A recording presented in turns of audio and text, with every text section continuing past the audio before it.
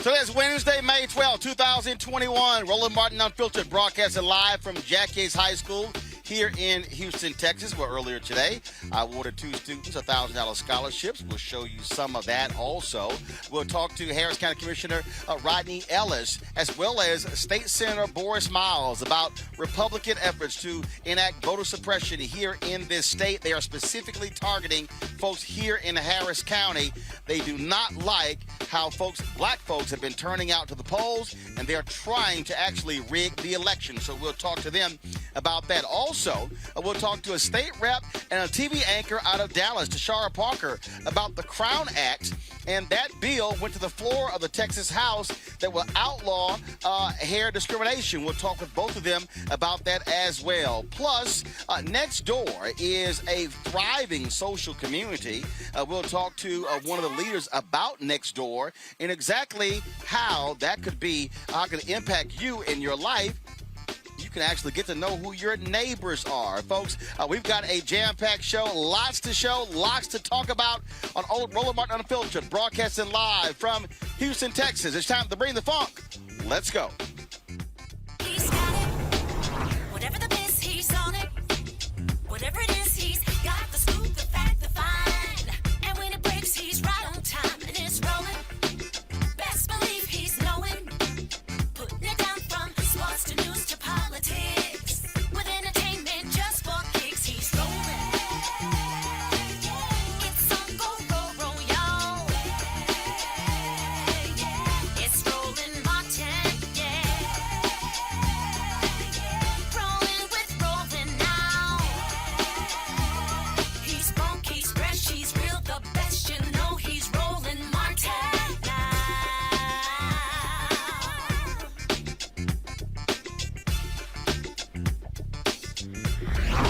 Martin!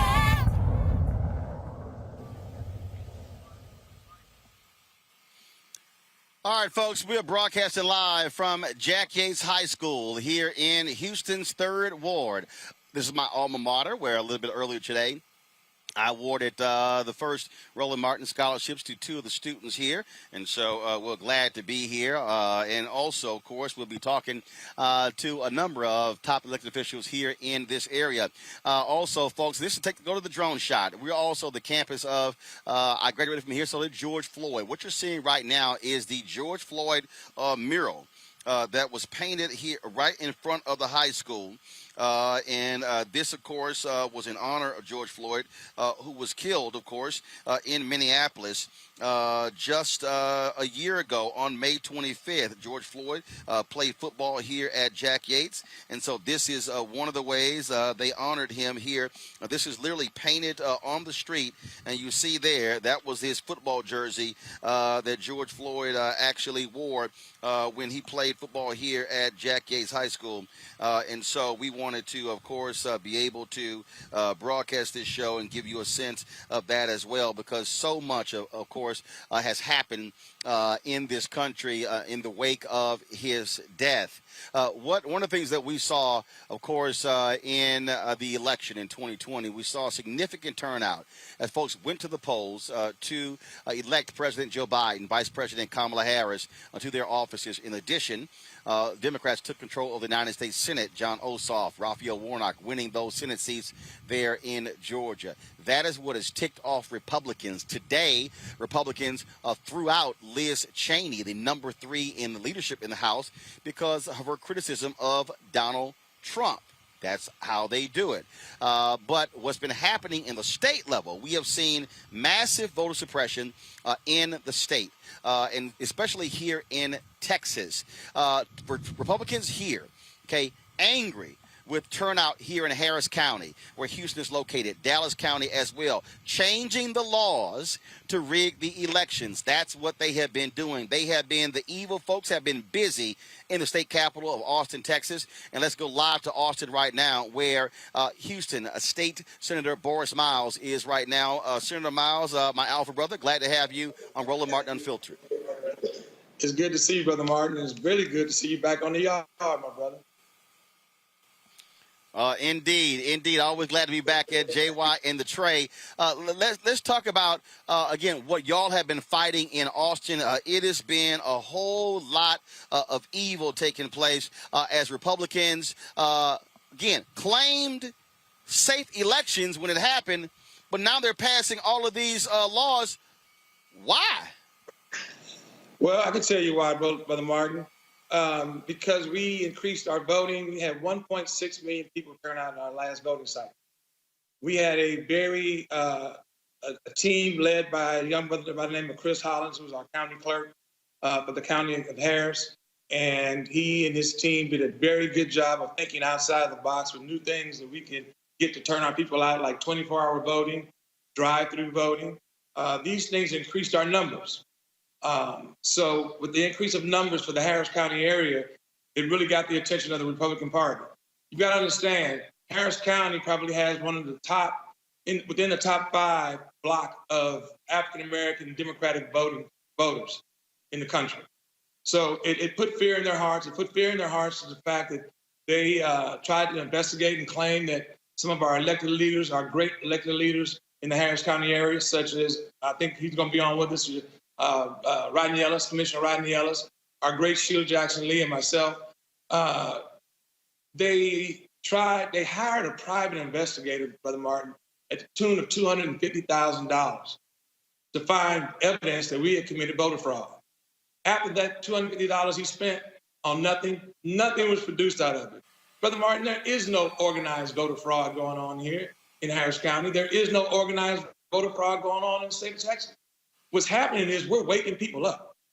We're doing things as innovative and getting people to the polls. And just because the state codes, election codes, doesn't speak to a matter such as drive-through voting, does not mean it's illegal. They're trying to make it illegal in this SB 7. That's what's going on now. So we're here doing a stellar job, continue to shake people up, to get them out to vote, to make sure they exercise their right to vote, to keep our democracy strong, and we've gotten their attention, brother. It's just that simple. Senator Miles, I've had folks hit me up on social media, and they've said, "Hey, Democrats aren't fighting hard enough." There's a stat that I came across last night, though, that people need to understand. Of the 99 legislative bodies in the United States, Republicans control 61 of them. And so for the people out there who complain about voting, the people out there who say it's not important, why y'all doing this, again, it's hard to sit here and stop Republican-led voter suppression when they control 61 out of 99. That means that 2/3 of all legislative chambers in the United States are controlled by Republicans. There are 31 Republican governors. They control 30 both chambers. And so that's the difficulty here in Texas. Democrats were 5 seats away in 2020 from taking control of the House. They were not able to do so. And so when you're trying to deal with gerrymandering and voter suppression, it's a little hard to do it when you don't have control of at least one of the bodies. That's correct. And, you know, my Republican colleagues get very offended when I refer to this as Jim Crow legislation. Well, dog, that's what it is. It's intimidation, it's suppression. You know, too much power can be corruptive. And like you said, they have the control now, but they're trying to hold on to it because they now see, in the wake of all the social injustice that we're dealing with, they now see that they're doing what I said on the Senate floor in my debate. They kicked the bear.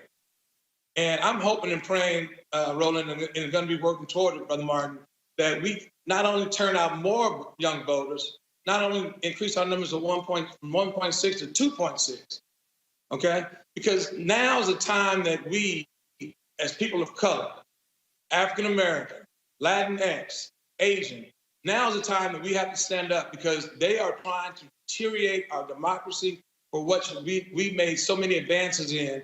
So it's time to stand up. We're going to actually be working harder here in Harris County than we did in the last election cycle. And I'm going to see to it, and you'll be proud of your old hometown.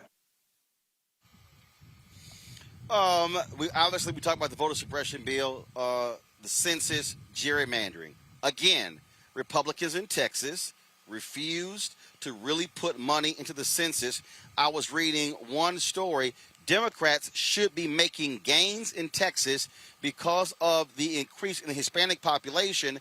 Republicans are going to use that to gerrymander to give them more seats. That's the thing that I keep trying to also explain to people that they don't seem to understand, that lack of voting, not filling out the census, goes hand in hand with gerrymandering. Right, and as you know, we redistrict every 10 years here in Texas, and we're in the middle of a redistricting right now. Our census numbers are late, as you alluded to. We will probably have to come back for a special session in September, October, November sometime once we've received our numbers. And you got to understand something else. Because they have the leadership now in this building, they will be drawing the lines. We'll have very little input onto what our district lines look like, our congressional lines look like.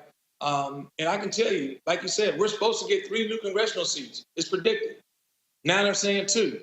And I can tell you that they are going to try to use that against us and hold it over our head. And we will have very little say, Brother Martin, in what our districts look like. But quite frankly, I can't see how they can gerrymander any more of some of our minority districts. I mean, my district goes from all the way north to south of the Beltway 8, as you know, all the way down to North Sharon, Texas. So what are they going to take me to, Galveston? This is what happens again when you have power, and this is why I am consistently trying to explain to folks who watch this show, we cannot ignore voting on the federal and the state level. For the people who are watching who then say, man, I don't see any policies being enacted, this is what happens when you don't have power. And so when they are in power, listen, 85% of the people who voted for Donald Trump were white. The Republican Party is a white party. 61% of the people who voted for Joe Biden are white. That means that 39% of Joe Biden's vote totals came from people of color, minority voters. That's what we need folks to understand with what's going on here. And so for the people who yell and scream, voting is a waste of time, but then they turn around and complain about lack of policy, well, guess what? You now see what happens when you don't vote, so you can't act like voting has no direct correlation with policy.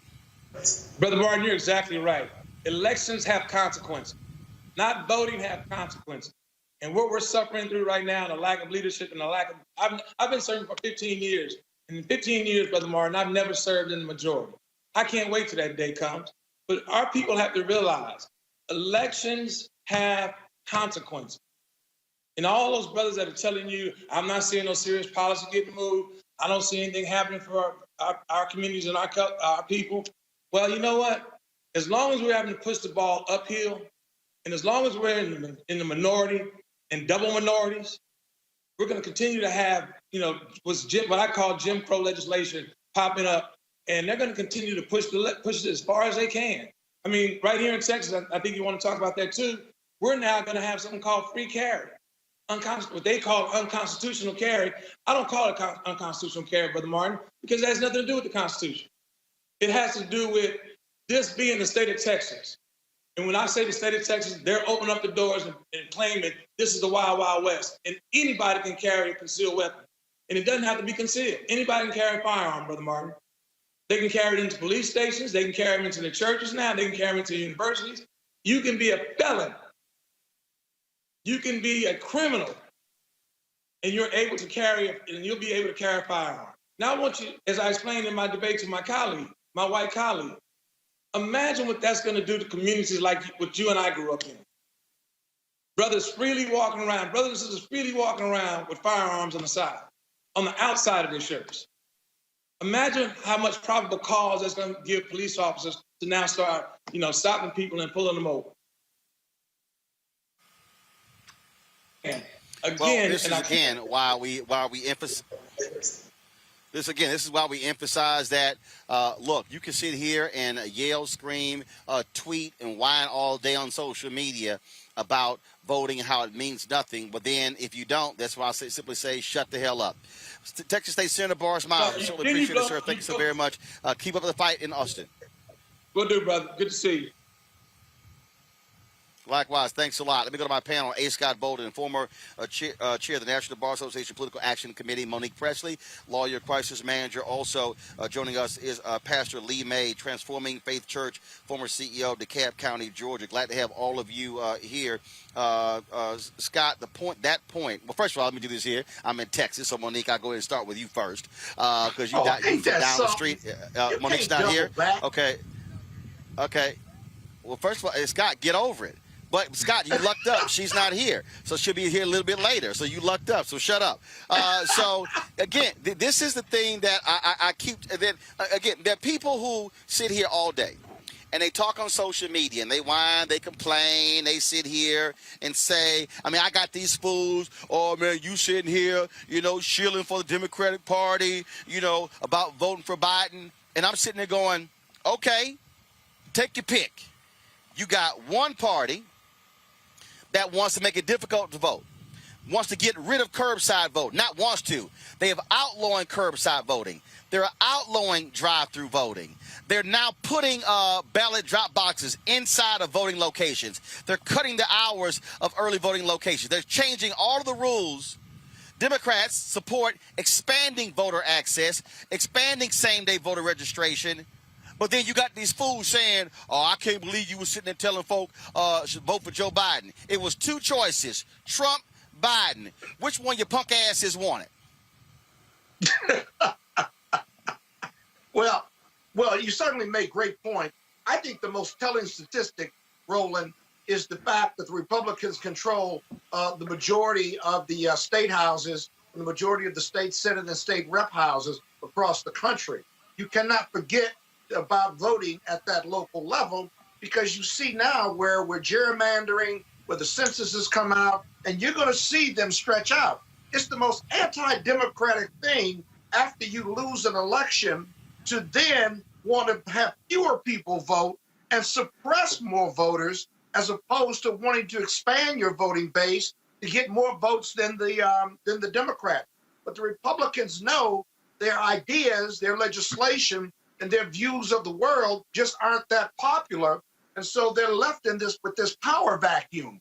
And the power vacuum says voter suppression, gerrymandering, and let's lock out and make it difficult for as many people of color or Democratic voters, wherever they may be in whatever state, let's shut them down. Because remember, the big lie is the narrative of the big lie is being driven not by GOP voters, but was driven by Donald Trump and other congressional leaders and state leaders. And so then the reaction was our GOP voters listened to that leadership and then said, we lack confidence in the results. You didn't lose confidence in the results. You lost confidence that you could win, and you're upset about not being able to win. And expanding the voter base only hurts your chances to win in the future.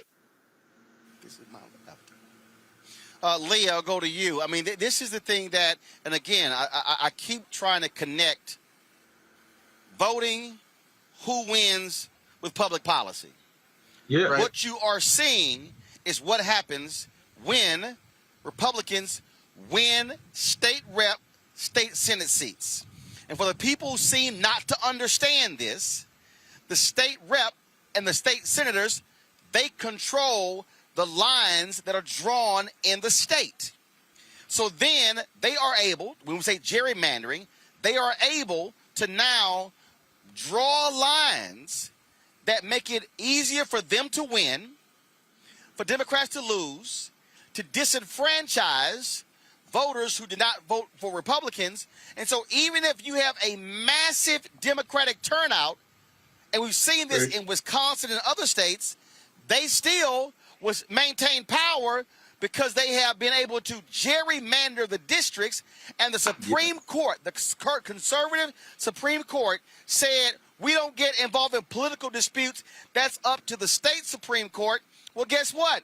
those are gerrymandered. So Republicans control the state Supreme Courts. So you're never going to be able to get out of this box. And so black power, Latino power is diluted because of gerrymandering. And for the folks who say don't vote, you are making this possible. Well, my good Alfred brother, I'm going to say amen and let's go home. Oh, my goodness gracious. Oh, more Alfred. You have said it all, brother.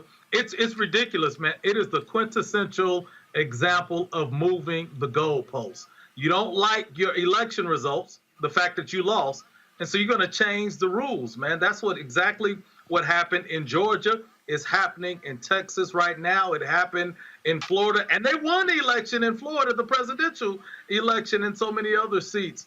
But they see the writing on the wall, and they keep changing the rules to benefit them. And what are they doing? They're prolonging their power and influence by changing these rules. And let me also connect something to what you just said. When they tore up the Voting Rights Act some years ago, when they tore that up and they removed the formula of determining which states has to have pre-clearance before you can change rules, let me tell you what happened in Georgia. When they continued to gerrymander those districts, they put all the black folk in competing districts, and then they said, well, we wanted to make sure that our current black elected officials are safe in their seats. They put them all together, right? So that we couldn't be competitive in other districts all throughout the state. And so they use the Voting Rights Act. They reference the Voting Rights Act to actually prove their point of why they put black folk in the same districts, quote unquote, to call it safe for them, man. It's just ridiculous. In Georgia, you know, our current governor, man, who signed that suppressive voter legislation, man, a picture paints 1,000 words, right?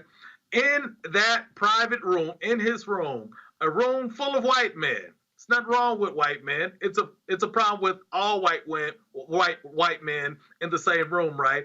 And standing up underneath a painting that pictures a plantation, man. If that didn't tell you all that you needed to know about what was going on, all along the while, a black woman is knocking on the door trying to get in right outside the governor's office, a state legislator that says, hey, I want to get in, I want to talk. And they arrest her. Man, if we're not back in the Jim Crow era, man, I don't know what else is, man.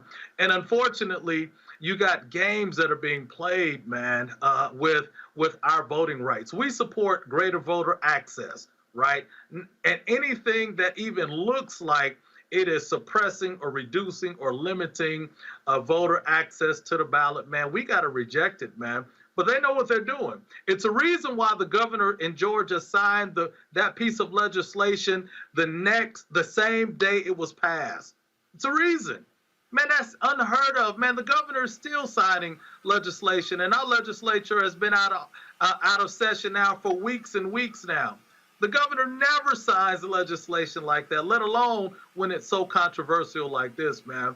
We gotta continue to fight, man. We gotta continue to fight for federal legislation that is expanding greater voter access and restricting these voter suppressive actions that we've been seeing in Georgia and Florida and Texas and other places all across the country. Let's talk about Arizona, folks, where the governor there signed a new voting bill over the objections of many Democrats. It's going to purge more than 100,000 Latinos for the voting rolls. Listen to this. This bill is simple. It's all about election integrity. If an individual is signed up to automatically be mailed an early ballot and then stops voting entirely for a full 4 years, their county recorder will ask them if they still want to automatically be mailed a ballot. If they respond, they'll continue receiving one. If they don't respond, here's what happens. They will remain a registered voter. They can still request an early ballot, and they can also show up at the polls in person on Election Day. Compare this to California. They actually remove voters without any notice at all or opportunity to remain on the list. Our law is better and provides more accessible ballot access than California and many other places that opponents of this bill tend to point to as pillars of democracy, like New York and Washington, D.C. This change will ensure that active voters continue to receive a ballot and free up resources for county recorders to use on priorities like election security and voter education. Let's be clear. Despite all the deceptive and heated rhetoric being used by some partisan activists to lobby against this reform, not a single Arizona voter will lose their right to vote as a result of this new law. Well, here's the deal, Scott. Why in the hell have the new law? See, this all is election integrity. It's all a lie. All we are seeing is a massive lie because Donald Trump has Republicans supporting the big lie. Lies, lies, and all lies.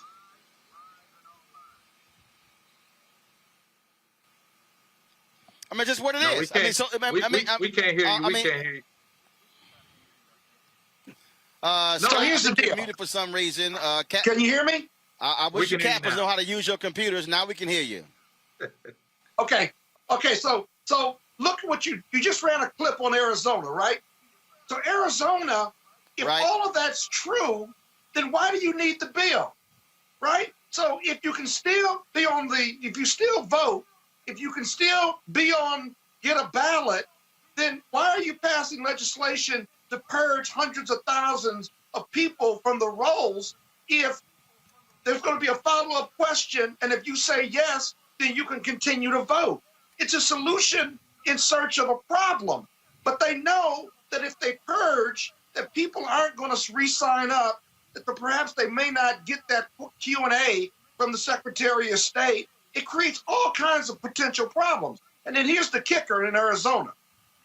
If those people aren't voting and they're on the absentee ballot rolls, then what difference does it make if they're not voting anyway? And if you call them and ask them, they can still vote and they'll still be able to get an absentee ballot. It borders on the nonsensical. So that's why Arizona is so onerous, because they're creating these onerous procedures for voters, knowing that Hispanic voters, Black voters, people of color voters are going to get short shrift on it. Exactly, man. And the reality. Go ahead. Yeah, man, I was going to say, man, you're absolutely right, man. It's like they're looking for a solution to a place where there's not a problem. Look, when you hear them talk about election integrity, election security, man, just say lie right after that, right? Because here's the reality. When any company really focuses in on security and integrity of their systems, guess what? You don't hear anything about it. Colonial Pipeline. I'm down in Georgia, man. We got lines waiting on gas stations right now trying to get some gas, right, because of this ransomware hack that is going on with Colonial Pipeline. I guarantee you they're not projecting to the world the next measure of security that they're going to put in place to prevent this from happening, man. Any level of security or integrity with that system, man, has nothing to do with what they're doing. But I'll tell you what they are doing. They are taking the number of people that voted in 2020 and 2021 during the special election in Georgia, and they're saying, okay, we're going to make sure it's going to be less people that are available to vote now. We're going to make it more difficult now for them to vote now. We're going to put special things in place, special obstacles in place, so that it'll make it more difficult for them to vote. What does that sound like?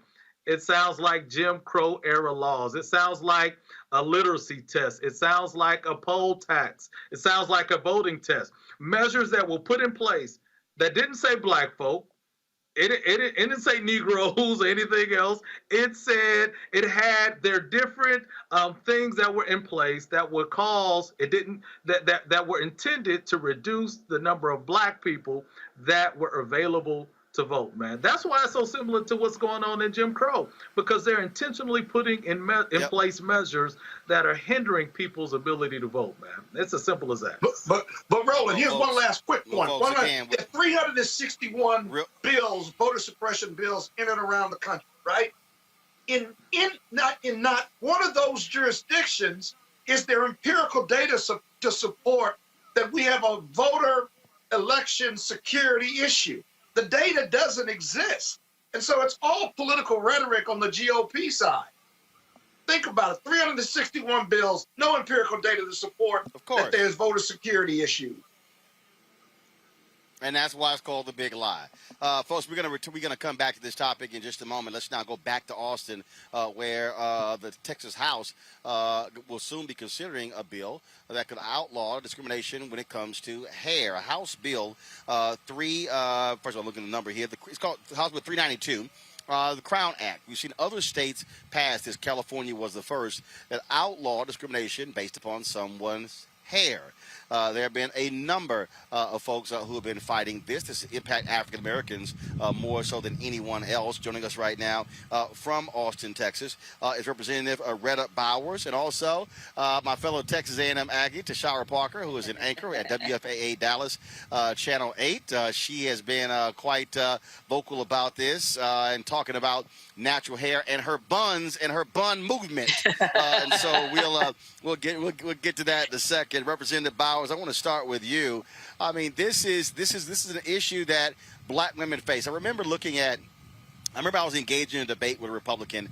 They were trying to tell me there's no discrimination in America. Then I went to the EEOC website and came across a story of a black woman who was a psychologist. She applied for a job at the Veterans Affairs there in Virginia.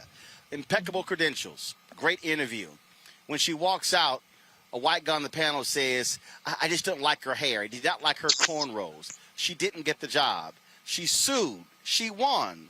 Taxpayers had to pay nearly $100,000. Had nothing to do with her credentials, nothing to do with her knowledge. He didn't like her hair.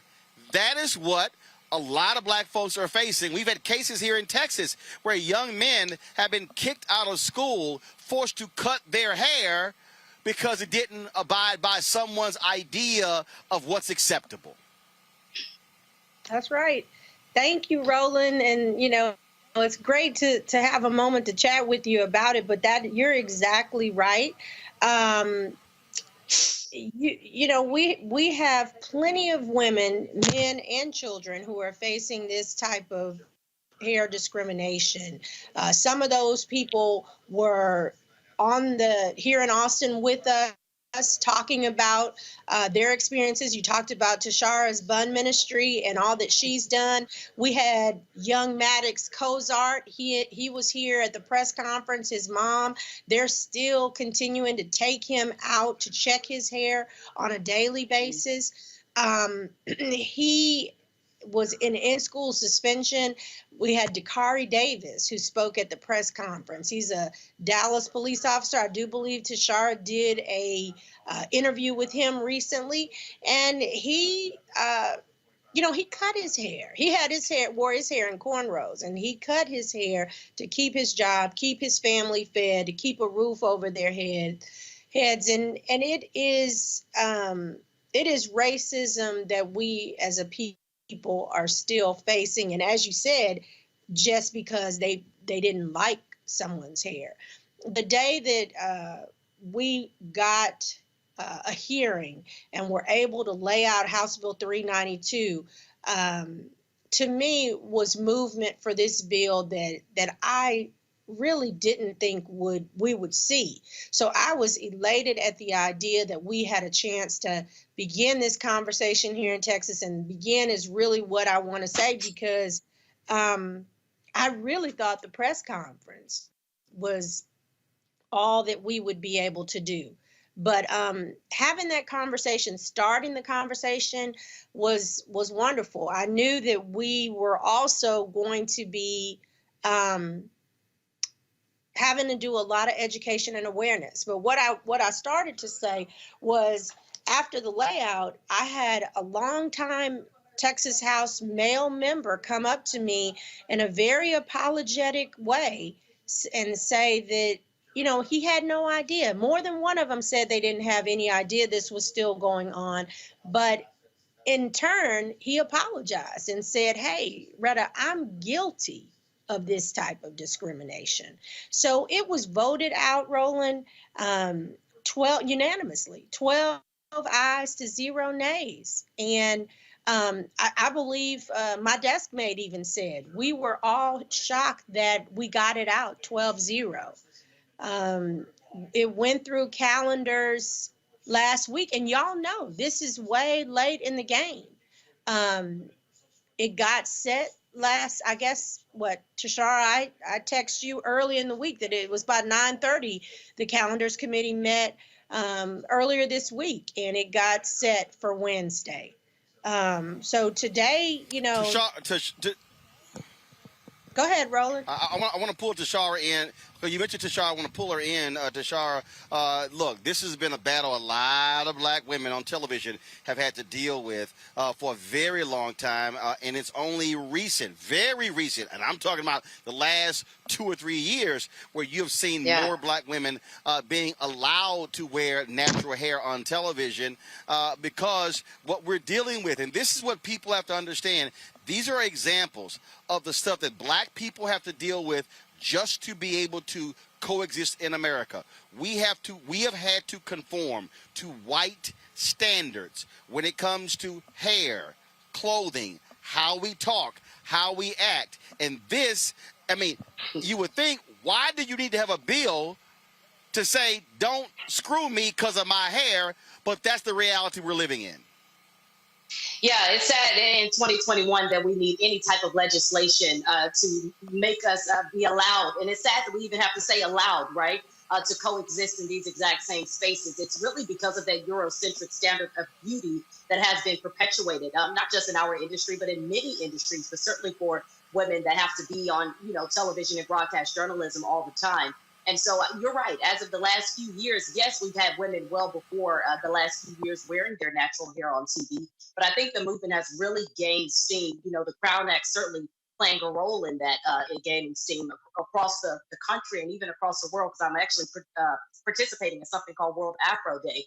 But anyways, I do feel like, in the last few years, people have become more aware of it. And I think that's one of the reasons that I wanted to get involved, because it wasn't until I got into this industry that I realized that me changing my hair was considered a thing, right? Before then, Black women, we change our hair all the time. These are styles that have been around for years. They're coming back in different forms, but these are styles that have been around for hundreds of years. And so that's why I thought it was important to get involved with it, because, that Eurocentric standard of beauty that you alluded to is something that's been around for far too long. And I feel like it's time for us to step up and just be able to do our jobs without being worried about, how we wear our hair to work. We're going to be able to do the same type of work. And so, yeah, I agree with that. I think time's up for all of that. And I think right now is the time to do it, especially with this legislation being discussed right now. Representative Bowers, so it came out of committee. When do you think it will be approved by the full House and then go to the Senate? Okay, so if we can get it heard, it's on the calendar right now. I want y'all to know we're on page 16. The Crown Act, House Bill 392, is on page 16. And as it stands right now, we are at the top of page 4, possibly. Yeah. So today it won't be heard. I don't believe it's going to be heard. And, this may be because bills can only be heard on the floor up until midnight tomorrow. We may have, I hate to say it, but we may have pushed it as far as we're going to get it. But these are, I listened to some of the things y'all were saying earlier. These are the type of games that are played. So, in my mind, I sit on the floor or in my daily comings and goings and think sometimes, did they just say, hey, let her bill be heard, set it for a committee hearing, get it out, we'll get it on the calendar, but that's all it's going to do. Because we know this is way late in the game. I mean, the clock is ticking. Right. Final point here, Tashara. We are perpetually having to educate white folks. White folks in this country don't like 1619 Project, but this is the kind of stuff you heard the representative say this, white colleagues saying, oh my God, I had no idea, and admitting that they actually did it themselves. And that's the whole deal. I mean, so when people have this notion that, no, we're all on the same page, like, no, we are constantly having to educate white folks about their racism when they even and this happens with white liberals. This happens with folk who say, oh, no, I'm not racist. Yeah, but when you don't want to hire somebody because of their hair, hell, we looking at your stringy ass hair and not sitting there wondering why you got a job. Oh, Roland, let me be clear. You know, I'm still getting emails till this very day from folks basically saying, hey, I'm tired of y'all talking about black hair and professionalism, but we won't stop talking about it because I have a show that airs every Thursday on WFA ABC Dallas. It's called Rooted. And folks are tired of hearing about the black hair conversations that we've been having simply to make sure that we're bringing attention to the Crown Act and to make sure people are aware of these things. So the fact that I'm still consistently receiving those types of emails on a daily basis, if you go over to our WFAA Facebook page and look at some of the comments underneath the stories that I've been sharing, I heard Representative Bowers mention Dakari Davis, the dark police officer here in Dallas, who ended up cutting his hair because he was told the hairstyle, cornrows, braided hairstyle, a black man, told that this hairstyle was unapproved and unprofessional. And so when you think about some of those comments and some of the things that are still happening right now, we know that this conversation needs to happen, and we know that it needs to continue to happen, because if I continue to get those emails, people are still leaving those types of comments on social media and elsewhere. You know, it hasn't resonated. Even with the Crown Act, you know, I hate to say it, it still may not click to some people why this is an important topic. So I would hope that people would understand that this is important for everybody. Studies have already shown that when you're able to show up authentically as yourself, you perform better. So this isn't something that's just good for black women, black people, black children. This is something that's good for your company, your business. I know a lot of folks always talking about money is the bottom line. Well, hey, bottom line is if we're able to show up as ourselves, we're going to perform better. So I hope they consider that as we continue to have these conversations. And like Representative Bowers, you know, mentioned, regardless of what happens with the Crown Act, we know what we want to happen. But regardless of what happens with it, I think this conversation needs to continue because people are still being impacted by this on a daily basis. All right, Tashara Parker, Representative Bowers, we'll appreciate it. Hopefully, it will get through the Texas House and go to the Senate and actually sign into law. Republicans, y'all can at least do one thing right this legislative session. We appreciate both of y'all. Thanks a lot. Thank you. Thanks, Roland. Bye. All right, thanks a lot. As I said at the top, folks, we're here broadcasting live from Jack Yates High School here in Houston, Texas. This is ground zero for a lot of the voter suppression battles that have been going on because of how innovative folks have been in this particular county. In fact, Republicans were so angered by voter turnout by Democrats here, they actually passed a law to outlaw straight ticket voting. Yeah. That's what they actually did. Joining us right now is Harris County Commissioner Rodney Ellis, and who he's always riding his bike around, and so that's why he got his bike over here, got his little biking outfit on. I ain't gonna say nothing about them black socks he got on with them gray shoes, but I ain't gonna generational. Say. Oh, you ain't lying. That's generational. Like you ain't lying, cause I can't wear no black socks unless I got some black shoes on. That's just me. I can't see. You see right here. I can't. I'm just glad you have socks on. I can't. As youthful as you want to be. Hey, as youthful as I am. You just remember, this is my Major Taylor outfit. So I know you spent some time in Chicago. This is your Black History moment. What is this? Long before Jack Yates was playing football and basketball, Major Taylor, who died in Chicago, was the most internationally known athlete in the world. And what did he do? He was cycling. He was cycling. He was cycling. Internationally known. Google him. Seriously, you ought to do a show on that. But look, I'm glad you're here. You're right across from the home of George Floyd, by the way. Not only did he go to high school, he grew up in the CUNY homes. How'd you like coming down Cleburne Street? Those are county dollars. It's like you at Rice University or Harvard with those trees, a canopy. That's why I could ride over here. You notice it's so pleasant. It feels like it's Feels like I'm in Denver, Colorado, instead of Houston, Texas today. Welcome home. See, y'all, that's what happens when you're the county commissioner. When you say those county dollars, what he's saying is he made that happen. Is that what you're saying? Well, I'm just trying to pay it back to my alma mater. So, I went to Worthing. I didn't go to Jack Yates, but I did go to Texas Southern. Oh, I got you. I got you. Well, everybody couldn't go to the best high school in Houston. They had to go to other little school.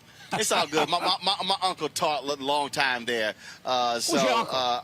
Who's your uncle? Jewel Martin. Oh, yeah. Yeah, he taught at Worthing a number of years. Martin, yeah. Oh, yeah. Oh, yeah. Good. Oh, yeah. So good genes. Huh? Good genes. Of course. That's how we do it. That's how we do it. I talked about setting this thing up, this being ground zero. I mean, when 2018, I traveled around here when all those sisters were running for judge. Man, Republicans, they saw what happened. They got so mad they changed the state law to get rid of straight ticket voting, because Republicans used to dominate straight ticket voting. But then Democrats finally got smart in this county and said, why are we not taking advantage of the same law they've been taking advantage of? Then it worked so well, they got rid of the law.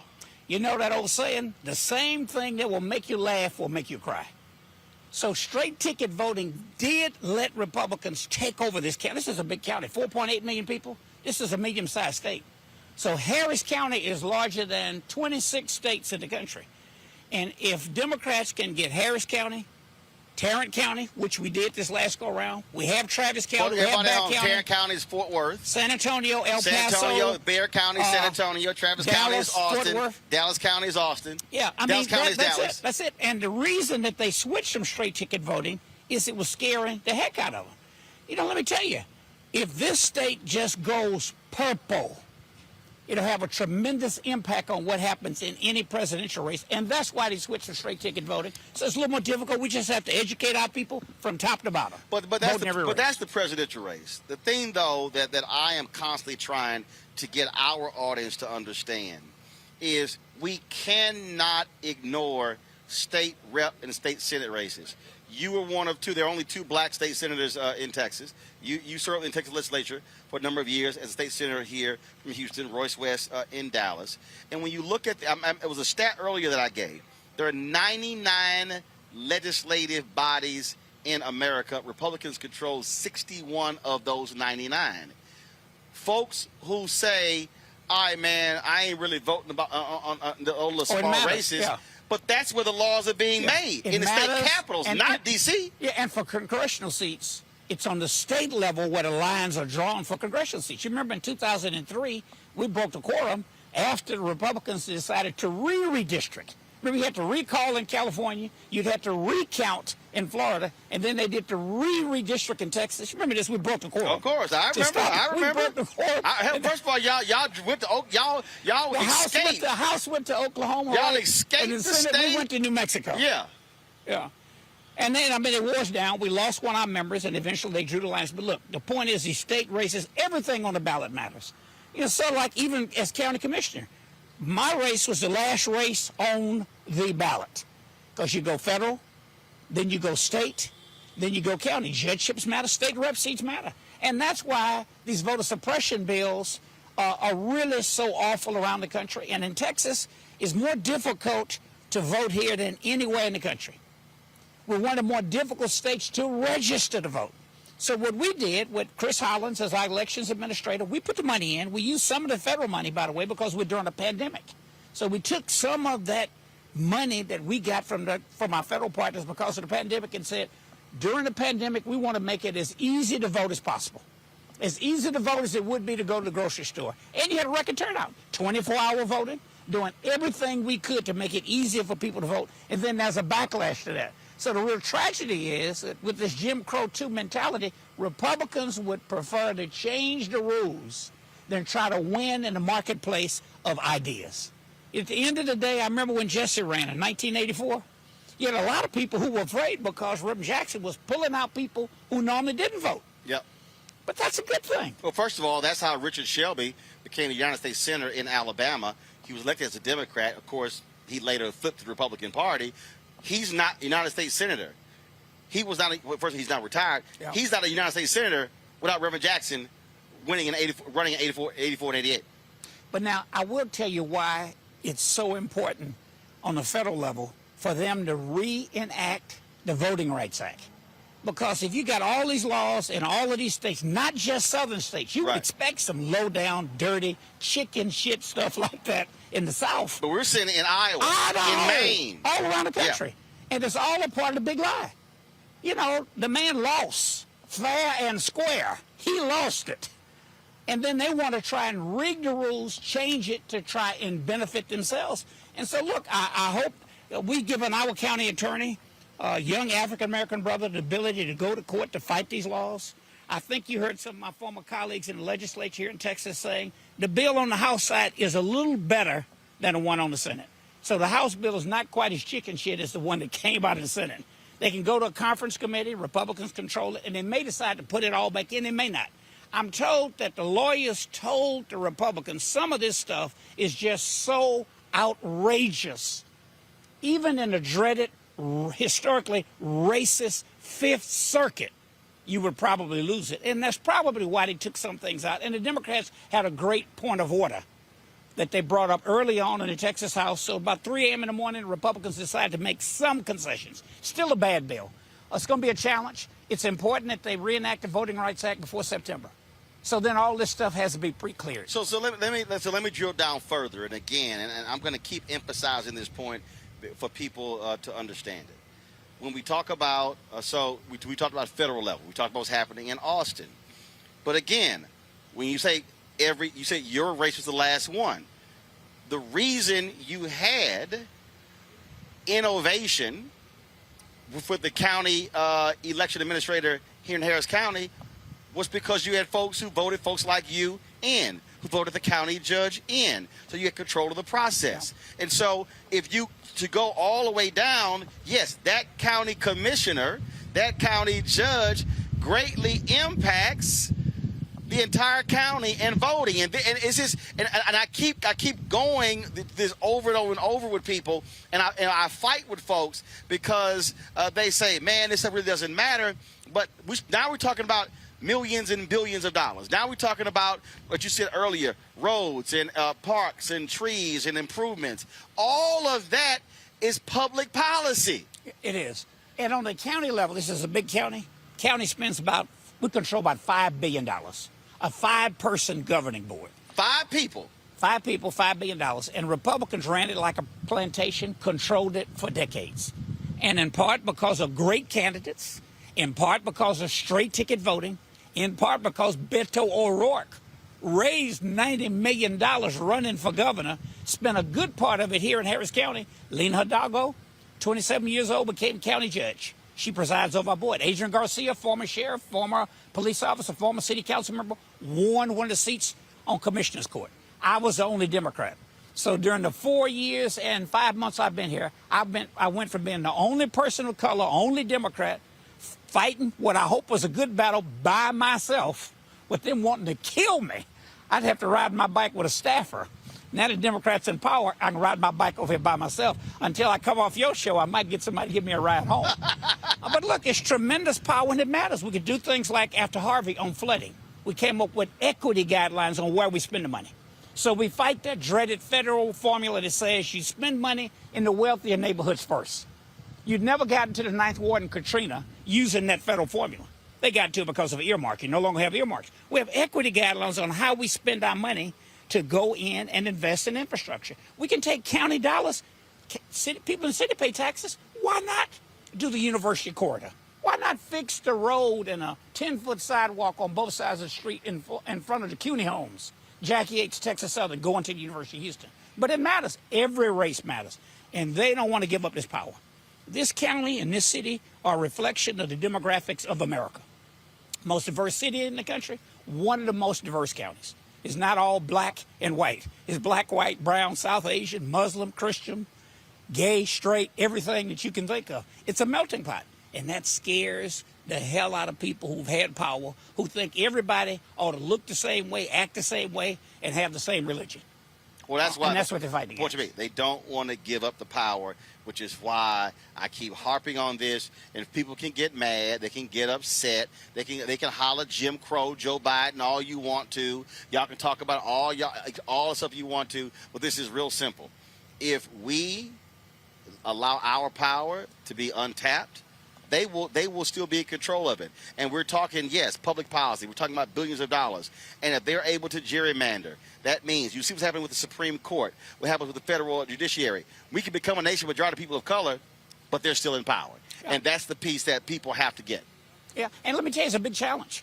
So regardless of what happens with that bill in Texas, the one in Georgia, we'll go to court, we'll fight it out. We hope on the federal level that they will have the 50 votes. Whatever Senator Manchin wants, please give it to him. Whatever the senator but at some point though, Senator Joe Manchin is going to have to stop sniffing Gorilla Glue and all this constant talk. Because here's my whole deal: he keep hollering bipartisanship. This is what every national anchor should say. Okay, Joe, show me the 10. We never get them. But no, or you got to gut the bill to go. No, do it. What I'm saying is, you can gut the bill. It don't matter. They are not going to support the bill. No, so my deal is, every time Joe Manchin keeps hollering bipartisanship, Joe, show me 10.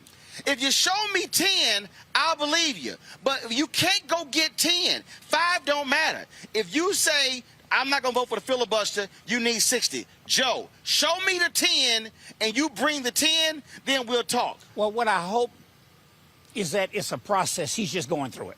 I mean, he's in a Republican state, the only statewide Democrat in that state. So maybe that helps him to stay in power, but at least through this cycle. If he wants to go through the little game to figure it out, do it. But at the end of the day, we need the Voting Rights Act. Hey, everybody knows now the history of the filibuster. Right, Maybe they didn't before. But this is my deal with Manchin. Show me the 10. It's real simple. Show me the 10. He'll never find 10. You can't find the 10. So damn it, stop giving me this BS about bipartisanship. Let's be clear. They are not going to support H.R. 1.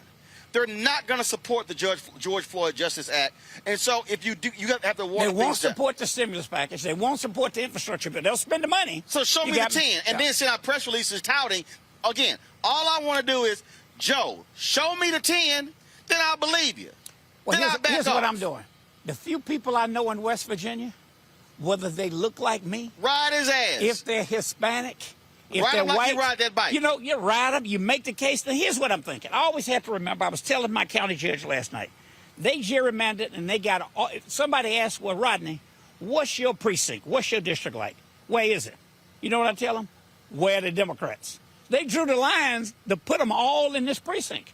So I have to make sure when I come up with an issue that put it on the table, I don't want to it was okay being by myself. I don't want to be here by myself again. Right. You got me? So I know my other 2 Democratic colleagues have to appeal to some of their more conservative votes. Of course. So Joe Manchin, if you got to go through the process, go through the process. Go ahead. We'll find me 10. So show that you tried. Right. And then when you can't get them, they had a big show at the White House. I was listening to NPR on my bike on the way over. Go through the show that they don't want to cooperate. And then at the end of the day, you tried to get bipartisan support. You couldn't get it, and then just do what's right. Bottom line is here. If Sinema and Manchin could keep this up with the filibuster, the Democrats will be in the minority after 2024. And they will be out of office, by the way. And so my whole deal... they'll be pretty miserable in there by themselves. So my deal is, Democrats, start acting like Republicans. Use power, keep power. Roland, as far as I'm concerned, they ought to do the study on whether or not you ought to expand the size of the court. It's been expanded before. I mean, this crew, they're taking over the court. First of all, Republicans expanded the Supreme Court in Arizona. Yeah. Nobody said anything. So again, then West Virginia, they got rid of the entire state Supreme Court, which were majority Democrats, replacing the Republicans. So they can't act like it ain't happening on the state level. It's only a number. There's nothing magic about it. No, it's but not. Let me tell you, they were skillful in the way they took over the federal courts. So where do you go to get justice? No. They were skillful, but there were people like me who were yelling it. But then you had other folk who said, trying to be bipartisan. Man, that stuff don't matter. And I'm like, now you see the reality of what happened when you put federal judges in. So focus in that. Commissioner Ellis, I appreciate it. Let everybody know you got what's the little artwork? The gloves on. Y'all see my that? African art collection. Y'all see his art collection? I'm looking at the camera. You can see He's wearing his art collection, y'all. That's right. Thank you. All right, appreciate Welcome it. home, man. It's RodneyEllis.com, so y'all can go see all his art, so all his stuff. So that's how he rolls. All right, hop on that bike. We gonna go to commercial break. Y'all get a shot of Commissioner riding his bike off. When we come back, we gonna talk with the co-founder of NextDoor, building community. That's critically important. We'll also talk with Congresswoman Sheila Jackson Lee, broadcasting live, folks, here from Houston, Texas, in front of my alma mater, Jack Yates High School. We'll be back on Roland Martin Unfiltered in just a moment. Are you trying to say that as of January 20th, that President Trump will be president? That depends on what happens on Wednesday. President Trump won this election. You think the election was stolen? Absolutely. At this point, we do not know who has prevailed in the election. This fraud was systemic, and I dare say it was effective. This is a contested election. President Trump won by a landslide. Hold them this way! The outcome of our presidential election was seized from the hands of voters. We have to make sure that they look into what has been the theft of this presidential election. Joe Biden lost and President Trump won. Whatever happens to President Trump, he is still the elected president. I would love to see this election overturned. No one believes that this guy got 80 million votes. It doesn't feel right. It doesn't look right. No ragtag group of liberal activists will be allowed to steal this election. The president wasn't defeated by huge numbers. In fact, he may not have been defeated at all. Over the next 10 days, we get to see the ballots that are fraudulent, and if we're wrong, we will be made fools of. Black women are fierce, brilliant, courageous, dope. Black women are making a difference, making history, and changing the world. I think about all of the Black women who have showed up to fight for justice. We are starting to finally accept all the skills and talents a woman can bring to the table. Urban One, thank you. This one is so special. Hello, everyone. I'm Godfrey, and you're watching Roland Martin Unfiltered. And while he's doing Unfiltered, I'm practicing the wobble.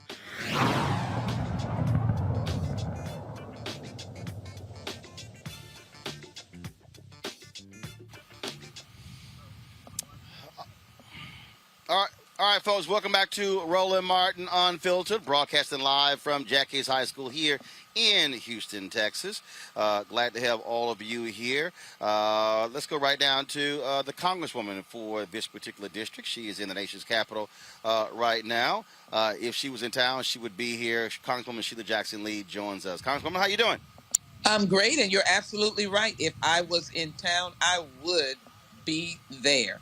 How are you, Roland? Thank you so very much for joining and coming home to your town and being at Jack Yates High School. Well, it was great to present those two scholarships to the students earlier today, and so we do our part. But let's get right to it. Let's talk a little politics. We just heard us talk with County Commissioner Rodney Ellis. Earlier, we were talking to State Senator Boris Miles about what's happening here in Texas. Bottom line is this here: the Senate must pass H.R. 1 in order for us to deal with what Republicans are doing across this country trying to steal these elections. Well, the Senate must pass H.R. 1 and H.R. 4, which is what I have to instill in people. The John Robert Lewis voting enhancement legislation is the Red Cross umbrella on a rainy day, the brick that stops the water. It's the levies, it's everything. And yes, H.R. 1 is crucial. Right now, the Senate is engaged in shenanigans, and not because of Senator Schumer, the majority leader, because he's working every tactic, but there are a proposal of 100 amendments in a committee markup. The Rules Committee that both the Senate majority leader and the minority leader sit on, and there are equal number of votes for the Republicans and Democrats on this committee. Now, you can imagine what that means. And you cannot get a amendment passed on a split vote. So they'll go through this process, and then it will go to the floor, and there is the amendment process there as well. So it's an important bill, but we must recognize that that bill is 800 pages. It has finance reform, ethics reform, and that's the trip up that the Republicans are trying to use against us. So the John Robert Lewis stands on its own 2 feet. It is a restoring of Section 5, and it may have to restore Section 2. Section 5 is the big one, and that is all that the Senate and House were passing in Texas would be immediately blocked if Section 5 was in place. Because under this Department of Justice, we would simply go, and I think a reasoned member of the Department of Justice under the Biden administration would say that all of this in Texas was voter suppression, voter oppression, and it was strictly and predominantly minority biased. So we have different routes to go, but I don't want people to forget the H.R. 4 bill, which is the restoring of the Voting Rights Act of 1965. That is crucial. But my hat is off to Boris Miles, certainly my commissioner, because they've been fighting on the local government. Senator Miles, Ron Reynolds, and others have been enormous fighters against these Neanderthal and vicious bills.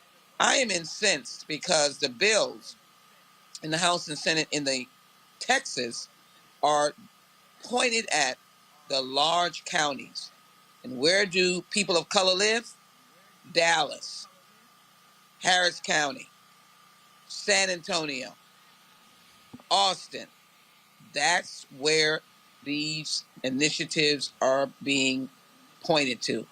And all of these bad laws, or bad rules, bad laws now, the video, the stopping of different polling places, the ending of the ability to mail ballot in a larger scope, all of that is directed toward people of color. It is a solution running toward a problem that does not exist. And the only problem was we voted like we had never voted before in the 2020 election. The big lie. This is not the only issue the Congress is dealing with. I got a panel here. Scott Bolden, Lee May. Folks, let me know if Monique Presley is there. One of the issues, and I'm sure, Scott, you want to ask the Congresswoman about, deals with the George Floyd Justice Act, where we the United States Senate. Scott, go ahead. Yeah, Congresswoman, how are you doing? One of the things with the George Floyd Act is whether qualified immunity is going to survive that bill or not. I know the Congressman Clyburn suggested on national news on Sunday that perhaps that might be something that's negotiable. But hitting police where their pockets are when they make mistakes or they purposely kill young black men and women with their uniforms on is critical to police reform and cleaning up these police departments around the country. Any thoughts on that? Absolutely, Scott, and thank you. You would not imagine that I've been engaged in the qualified immunity now since Brother Clyburn made that statement, and just got off the yes, ma'am. Just got off the phone with one of the families, young man out of Tulsa, Oklahoma, Brother Crutcher, who was shot with his hands up. His family member was on the line. As you may have known, I met with the family members and made that tour with them in the United States Senate. My meeting was to be with Majority Leader Schumer. And I must say that our meeting probably was one of the strongest, because when we left out of there, the Majority Leader indicated that his preference was to do nothing that the families did not want him to do, and to put the strongest bill on the floor. And we discussed qualified immunity, and frankly, he was very knowledgeable about it. So here's where we are. We appreciate our Majority Whip, and we know that he wants to give the widest landscape to be able to deal with this question. The people that are engaged from different perspectives are wedded to qualified immunity. Qualified immunity is on the table to be kept, not on the table to be your meal. So we are still fighting for qualified immunity. 30 years activists have been fighting for that, along with 242. So what I would say to you is, no, it is not at this point an option for qualified immunity not to be part of this bill. This has to be a moment in history where the strongest bill has to be passed, and I'm committed to continue that. Right now, we're looking at language that says the same thing in terms of qualified immunity, but may be able to answer those who really don't fully understand it. Here's my simple interpretation as I close. Qualified immunity is a judge-made concept. It's not a statute. And all that we want to do in the modification of it, meaning changing it, is to let the victim get in the courtroom the same way the officer gets in the courtroom. And what has happened before is that the victim had a stop sign at the front door of the courtroom. And because of qualified immunity, they were immediately dismissed, i.e. the Robbie Toland case right there, immediately dismissed. And that is an abomination.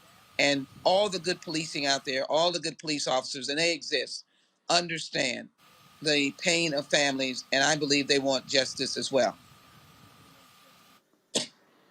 Lee, your question for Congresswoman Sheila Jackson Lee. Thank you, Congresswoman. First of all, you are my dad and my mother's Congresswoman. They live in Houston, and they'll be happy to know that I'm talking to you virtually as well. Look, with the George Floyd Justice and Policing Act, I know there's components in there that are mandating police body cameras, of course, for federal law enforcement, and there's requirements in there for state and local law enforcement agencies to utilize existing federal funding for that. But, I used to be a local elected official in Georgia in DeKalb County. I was a county commissioner and chief executive officer. And one of the things that we always paid attention to, if there were penalties in place for that didn't allow us to gain federal funding in place. And so I was wondering if there were any thoughts about putting penalties in place for those local and state law enforcement agencies that don't take advantage of police body cameras across the entire force. Any thoughts on that? That's a good question. I think the power of the purse is what you're talking about, and the idea that they would not be eligible for federal funds or burn grant dollars. And I think that has life to it. I think also there should be language now that we're seeing what's happening with Mr. Brown's case, that there should be a period of time where you are not allowed to delay the showing of the body cam to family and or community as requested. So why don't I call that next steps? I think that is something that I've certainly thought about to make sure that all of this is enforced. Inside the bill, there are incentives with respect to funding for community groups. And people have misinterpreted funding in there that it's for, policing. It's for training and for things like what you have said, that there be no one that has an excuse that they can't get body cams. And I think the very next nexus to it is what you've said, is that if you get the body cams, then we should be able to enforce your wearing and having the body cams on. Because the last thing you want to hear as a family of a loved one is that so-and-so, XYZ, did not have his or her body cam on.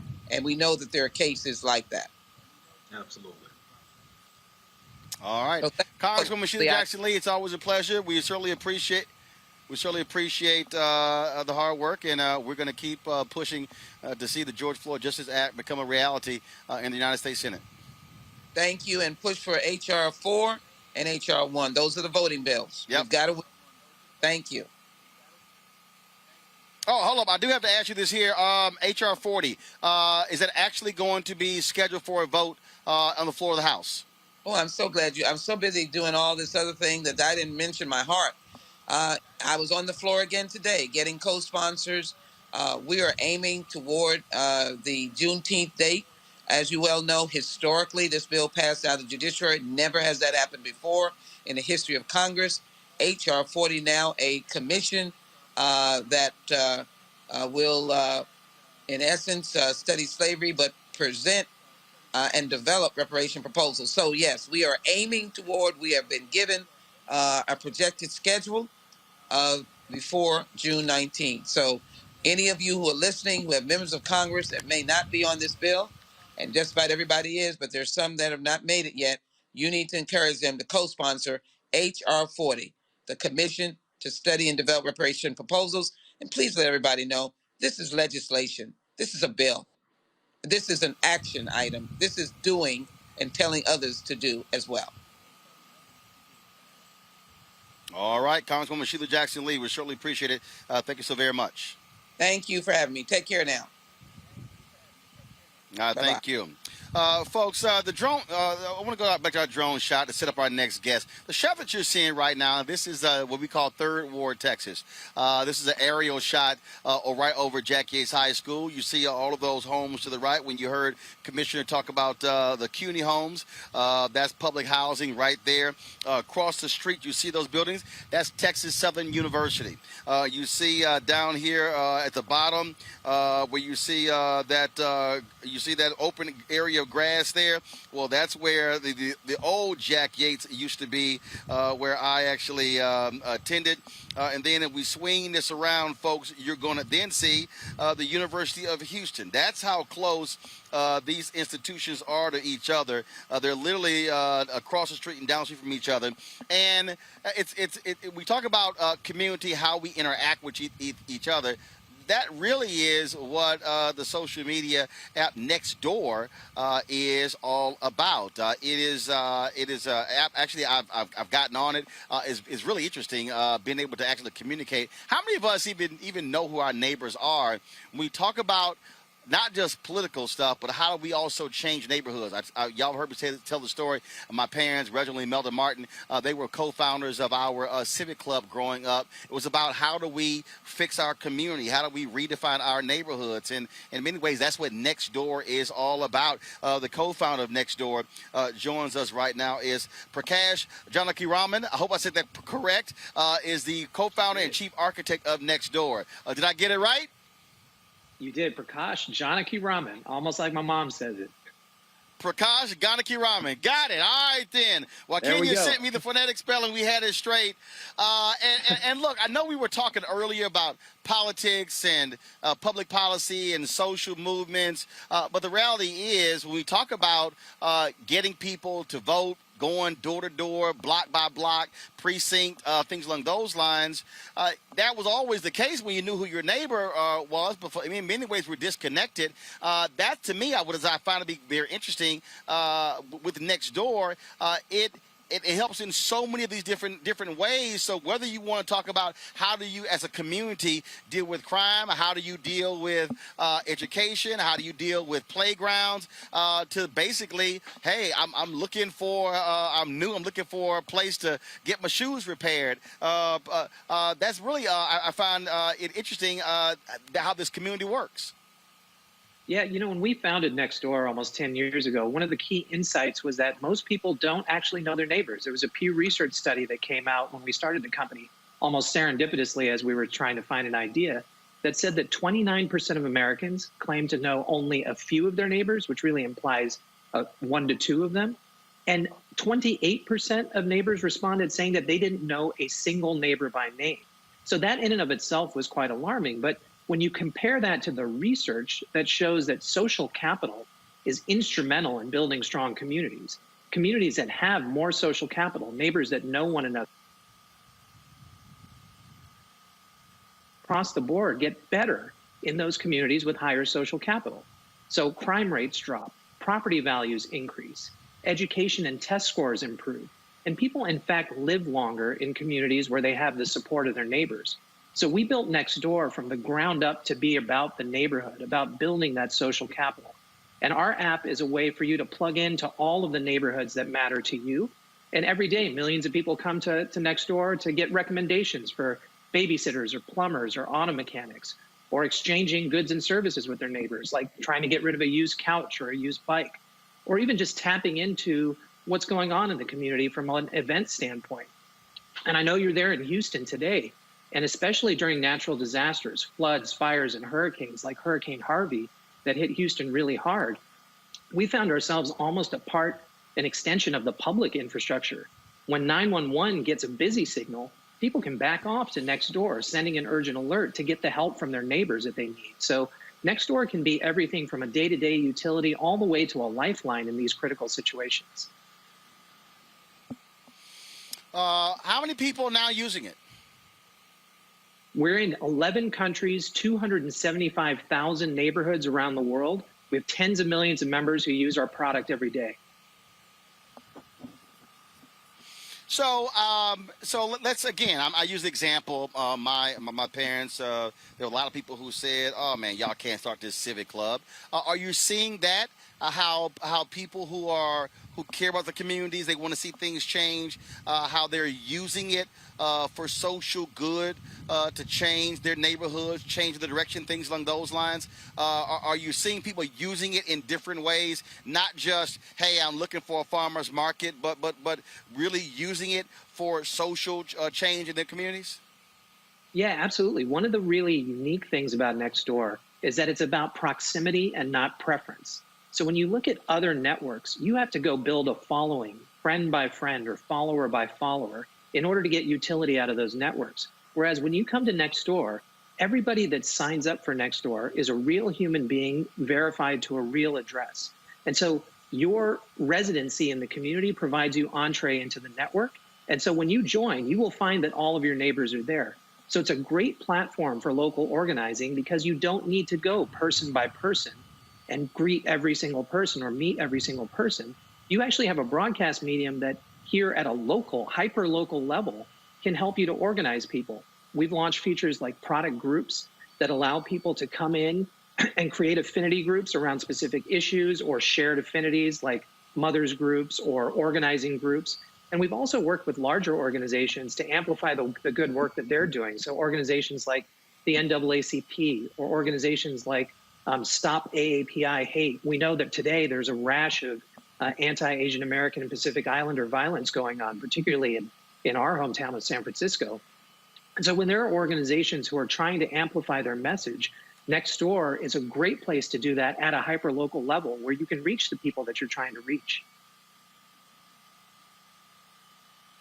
Question for Scott Bolden. You got a question about NextDoor? I do, actually. Congratulations. This sounds like a great initiative and program. I got to tell you, I'm one of the guys that doesn't know his neighbors. My wife knows all the neighbors and all their business, if you will. And it really is about being intentional about taking time to do it. And I'm just not intentional about it. It's either work or something. And so what do you say to guys like me who really like the concept of NextDoor, who really want to know their neighbors, but just aren't intentional about getting to know them? And what's the bit? What am I missing by not getting to know my neighbors? Yeah, look, it's a good question, right? I often, as a founder of the company, when people hear that I work at NextDoor, they will often say exactly what you said, which is, oh yeah, my wife uses that app.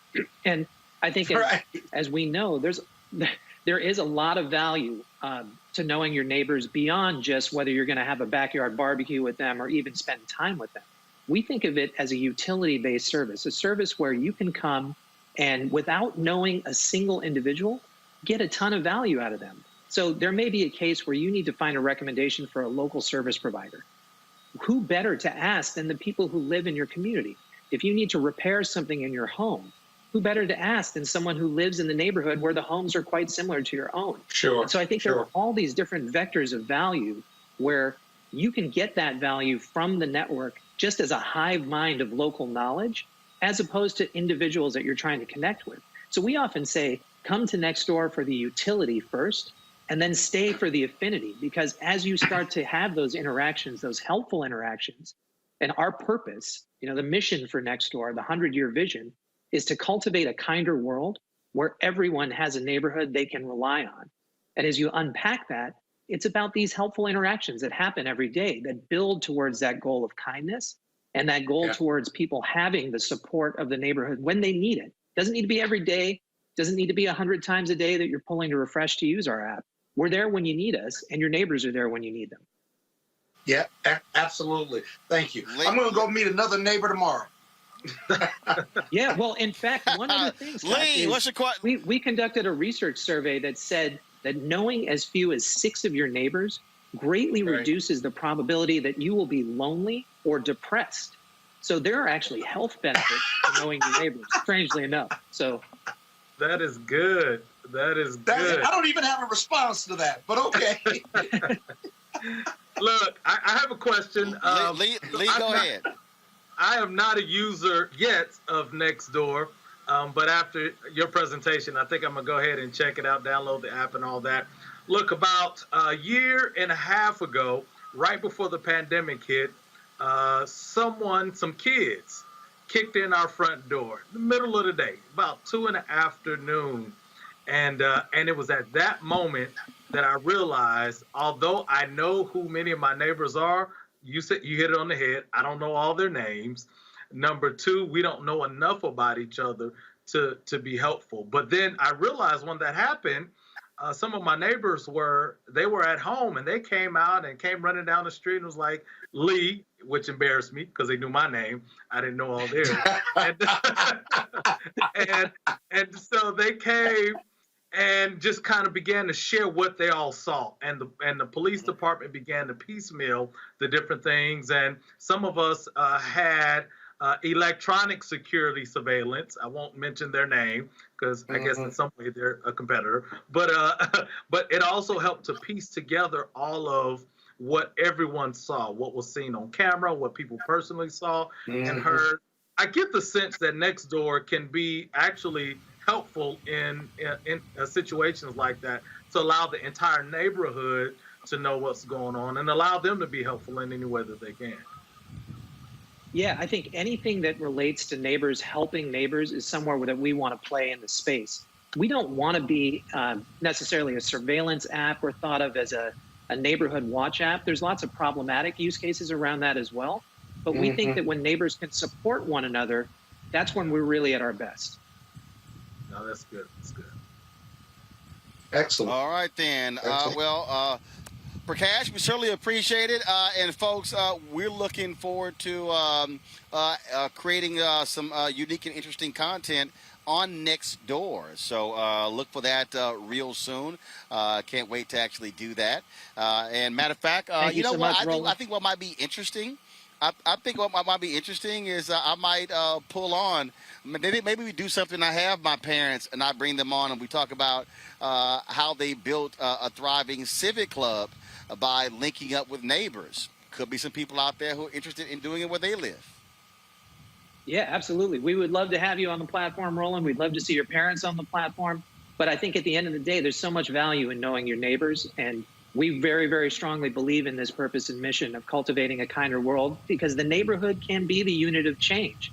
In a world that's more divided and polarized and lonely than ever before, again, let's go find a way to meet 6 of our neighbors and rebuild that crumbling community infrastructure and get back together on this. All right, then. Well, surely appreciate it. Thank you so very much. Again, folks, you can download the app, NextDoor. Check it out and find out who your neighbors are. Prakash, thanks a lot. I appreciate it. Thanks a lot. Thank you for having me, Roland. Appreciate it. All right, folks, got to go to a break. When we come back, we're going to talk about the N-word. Is it a fighting word? A court has ruled. That's next on Roland Martin Unfiltered, broadcasted live from Jack Yates High School, my alma mater in Houston, Texas. Back in a moment. The lonely, the alienated, the sad, and the angry. In every country torn by strife, violence, and hardship, men and women are drawn to extremist leaders, promising to take on the enemies of their people. In America, some of our lost souls respond in a similar way to the call of influential voices. But instead of militant preachers or radical clerics, every single night in America, they can listen to our own angry advocates of division and conspiracy. Confused, angry people hear the call of these voices and take on the camouflage of warriors to threaten and even kill civilians. The radicalized Republican Party and the twisted people on TV who speak for them use the very same language of intolerance and rage to provoke those alienated people, actively pouring kerosene on the fire of social unrest. And until we all reject these poisonous voices, the result will inevitably be escalating violence and tragedy.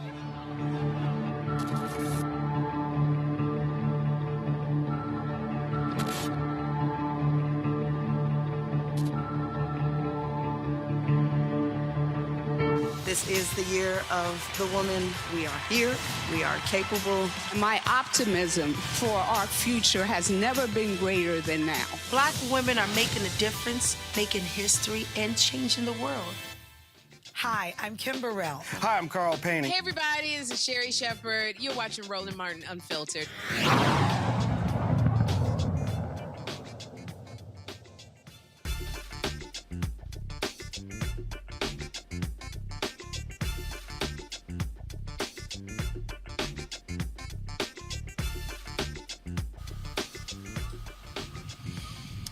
All right, folks, the federal court has ruled that being called the N-word does not fall under the fighting words exception in the First Amendment. The fighting word doctrine allows the government to limit speech when it is likely to incite immediate violence or retaliation by the recipients of the words. What does that mean? It means that people who use the N-word will not face criminal charges. They are protected by the nation's current free speech regime. But, Scott, it still might get you an ass whooping. Yeah, and you and I have talked about this, and I think they'd get an ass whooping from you. So when I read this story, I was thinking of you in mind and the ass whooping that you would be given. But there's hope in this decision. Let me break this down. You're right about what you're reporting, but this was a case where the N-word was used on a military base at a retail shop, and the context of when it was used by itself in a question. It was bizarre exchange between him, the lieutenant or the military person, and the salesperson. There was no violence. There was no heated argument. There was no progression. And so the circumstances surrounding the use of the N-word was almost a rhetorical question in this context. And there the court said, you needed more to fit into that fighting word exception, and the surrounding facts just simply weren't there. So I don't want to read too much into this decision, because the state court and the appellate court in that jurisdiction should have done more digging. And so the court found that the N-word use in that context, under that circumstance and fact, was not, you couldn't criminalize it under that state statute. And so I think they were right about that, given the facts. But if there were heated words and if there was a subsequent fight, I think the ruling would have been different. The facts just weren't there. Let's talk about these wild, out-of-control police officers, Lee, in Louisville. An ex-detective in Louisville is going to spend a year in prison for admitting his actions wrongfully convicted two men. Mark Handy pled guilty to perjury and tampering with evidence in the cases of Edwin Chandler and Keith West. Chandler spent nearly a decade behind bars, while West spent 7 years in prison before getting pardoned in 2019. As part of Handy's plea deal, he will not be able to ask for probation for his one-year sentence. Lawyers for the exonerated men want the Department of Justice to investigate civil rights violations in Louisville. See, Lee, here's what's... So, brother spends 10 years in jail. Another spends 7 years in jail. This dude gets 1 year? Mm-hmm. Yeah, man. You know, it's ridiculous, man. And it goes to the people's mistrust of the system, the judicial system. It's mistrust of law enforcement officers, regardless of even their color or background or experience. You know, it's things like this. And, you know, the minority can impact what you believe about the majority and all of that. Here's the deal. It even goes connected to the whole conversation about qualified immunity. You know, people can be harmed by the police. They can be harmed by law enforcement, and they don't get their just due in court. They don't get a recompense in terms of getting their lives back, getting monies back that they lost as a result of all this, man. And there needs to be substantive change, man. And, you know, you look at things like the George Floyd Justice and Policing Act, things like that, it begins to make those steps forward. But we got to do better, man. And I'll also say this about our law enforcement officers. You know, when people talk about reforming policing or reimagining or reframing or defunding and things like that, I think what people are basically saying is we got to do better. We got to do better. And I believe it's about training. Yes, it is about training. But we also got to look at who we are allowing to protect us and to serve us on law enforcement. We got to do a better job filtering these candidates out who are coming in to quote unquote protect and serve us, man. We got to look at that big time because, you know, you got bad in, it's going to be bad out, you know, and so we got to look at who we're bringing in the front door. Well, I got to give somebody in the front door. Check out this crazy food in Georgia. Chief Magistrate Judge Kerry Hayes III says an inmate cursed at him numerous times during his bail hearing in December. According to the complaint, Judge Hayes followed the defendant out of the courtroom, grabbed him by the shoulder, and pushed him against the wall, all while he was still bound by handcuffs and in leg shackles. Now Hayes is facing charges for misconduct and violating the state's judicial code. The Georgia Judicial Qualifications Commission is set to review the case and consider what punishment to propose to the Georgia Supreme Court. Judge Hayes could be removed from his position or reprimanded for his actions. How about charges as with assault? You mad because somebody cussed at you? Oh, that judge should be removed. Quickly, Scott. He said he couldn't take that shit no more. If you read the report, he says he got cursed out while he was on the bench, and so when they walked him back, he followed him back. And by the way, the prisoner, the defendant, was handcuffed and he had leg shackles on, and the judge in the back took him in the back and pushed him up against the wall. and was cursing him out and did put his hands on him.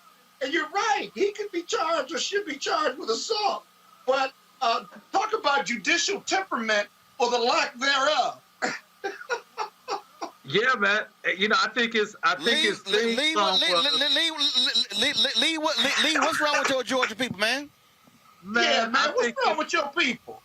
I think the judge's theme song was "Nuck if you buck, nuck if you buck." I don't know what he was thinking, man. You know, and let's be clear, I'm a pastor. Let's not forget, I'm a pastor, so I'm a man of grace, right?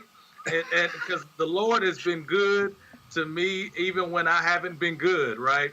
But this joker right here need to get the maximum, whatever the penalty is, man. Then he says this. He said, well, in no way did I hurt or harm this individual. What? Yeah, I didn't injure him. I didn't injure him. Yeah, That's what he said. I didn't injure him. What? You put your hands on him, that's an assault. Right. And then you feel you big and bad now because he is cuffed, he's handcuffed, he can't do anything to you. And if he does do something, leg shackles. The man had hand shackles. He had leg shackles on. He couldn't even walk. Man, throw the book at this judge, man. Throw the book at him, man. Ain't no grace in this one. I'm sorry. I don't care what the offender did. Throw the book at this judge. I agree. Folks, we're here at JK's High School in Houston, Texas. In front of the high school is this mural for George Floyd Jr. And this is fitting for our next story here because Derek Chauvin, the man who was found guilty of killing George Floyd, y'all, he is going to be facing potentially a lot of jail time as a result of the action. The judge ruled today that there are aggravating factors in the death of George Floyd. Cahill found that Chauvin abused his authority as an officer when he restrained Floyd with his knee on his neck for over 9 minutes. He also said that Chauvin treated Floyd with particular cruelty and did so in the presence of children. Judge Cahill's ruling allows for Chauvin's sentence to be more than the standard 40 years for a second-degree murder charge.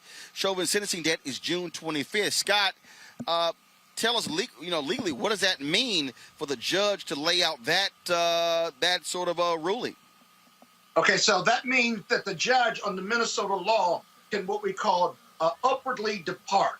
So under Minnesota law, he can only be sentenced with the most serious charge he was convicted of, which is murder 2, which is a maximum, you set up to 40, but this is his first-time offense. I think under their guidelines, the max he could get under the guidelines is 12 years. Now with the aggravating factors where the court made a ruling and a finding, that means this judge is laying the groundwork to sentence Chauvin above that 12 years, and how much above will be subject of the sentencing hearing. Now, be careful with this because this is a good thing. At the same time, though, both sides can appeal the judge's sentencing, whatever his decision is, if he upwardly departs from that 12-year max. You follow me? So you got to be careful here because you may be giving the defendant an appeal issue if the record is not completely full, stacked, and clear of evidence on those exceptions or aggravating factors, and then if he's sentencing, and especially if his sentencing takes place and it's more than 12 years. So that's something for us to watch next month when he's sentenced. Well, absolutely. So we'll certainly be looking out for that, folks. Just a couple other stories that I want to share with you. Purvis Staples, an original member of the legendary group, the Staples Singers, has passed away. It was announced today. He died on May 6th at his home in Dolton, Illinois. Purvis sang tenor in his family's group, primarily backing up his father, Roebuck Pop Staples. He contributed to songs like Uncloudy Day and a rendition of Will the Circle Be Unbroken. He left the group over differences with his father before they achieved major success. Purvis was inducted into the Rock and Roll Hall of Fame along with the Staples Singers in 1998 and was honored with a Grammy Lifetime Achievement Award in 2005. He was 85 years old. Also, folks, since we are here, we're going to close it out this way. I told you we're here at Jack Yates High School, and some great news for a graduate of Jack Yates High School in Houston, Felicia Rashad. She is the new dean of the College of Fine Arts, being reestablished at Howard University. The decision was made today that the award-winning actress is going to begin her role on July 1st. She had served as a guest lecturer and adjunct faculty member, conducting master's level classes at many colleges, universities, and arts organizations. She graduated magna cum laude with a bachelor's in fine arts from Howard University in 1970. And so congratulations to Felicia Rashad, one of our great graduates of Jack Yates High School, headed back to her alma mater, Howard University. Folks, that is it for us. I want to thank Lee. I want to thank Scott for joining us. Again, broadcasting here. Tomorrow, we are going to be broadcasting the march for Pamela Turner. Talk about Black Lives Matter. That mural that we're showing you right now, folks, this is for George Floyd here right outside of Yates High School. But tomorrow, we're going to be broadcasting at noon. This rally, a black woman who was killed a year ago tomorrow in Baytown, Texas, shot and killed by an officer. She was pregnant. And that officer has not lost his job. He's still on the job. And so we'll be live streaming that rally featuring attorney Ben Crump, Until Freedom, and so many others who will be there. And so please join us tomorrow at 12 Eastern for that. And also, folks, we ask that you support what we do here at Roland Martin Unfiltered. Your dollars make it possible for us to be able to broadcast here, to broadcast on location. And so we're certainly glad to be here. We want to thank everyone as well. You can support us via Cash App, $RM Unfiltered. Also, of course, Venmo.com/RM Unfiltered. Then, of course, you have PayPal.me/R Martin Unfiltered. Zelle is Roland at RolandSMartin.com. And then, of course, you have Roland at RolandMartinUnfiltered.com. Thank you so very much, folks. Also, I want to thank the two students who I gave scholarships out. We live streamed that a little bit earlier today, and so we certainly want to thank them as well. And so tomorrow what we'll do is we'll show you some of that ceremony. You can actually go look at it right now, folks, if you want to. And so you can check it out as well. And so, again, want to thank all the folks here at Jack Yates High School, the Houston Independent School District, Superintendent Grenita Lathan, who is, of course, leaving to go to Springfield, Missouri. We wish her well. Principal Guillory, thank you so very much for folks allowing us to be able to do what we do, to be out here, again, at my alma mater. Thank you so very much, folks. And also to the students at the Jack Yates High School, Magnet School of Communications, who helped us out. We want to give them some real-world experience, what's it like to actually work on a broadcast. And so they helped us out, set up running cameras as well. And so that's what we're all about, offering opportunities for the next generation. And so that is it for us, folks. We will see you tomorrow, noon Eastern, where we will be broadcasting that rally. I'm sorry, noon Central Time, 1 p.m. Eastern, that rally in Baytown, Texas, for Pamela Turner. Thank you so very much, folks. Y'all take care.